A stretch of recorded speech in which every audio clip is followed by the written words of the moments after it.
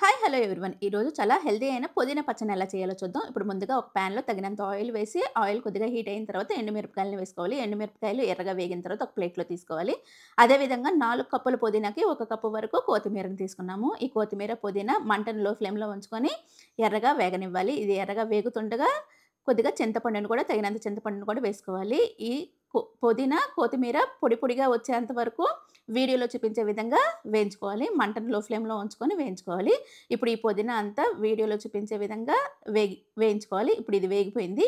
కాబట్టి రోట్లో తగినంత ఉప్పు, వేయించుకున్న ఎండుమిరపకాయలను కూడా వేసుకొని మెత్తగా దంచుకోవాలి. ఇది మెత్తగా మెదిగిన తర్వాత వెల్లుల్లిని కూడా వేసుకోవాలి.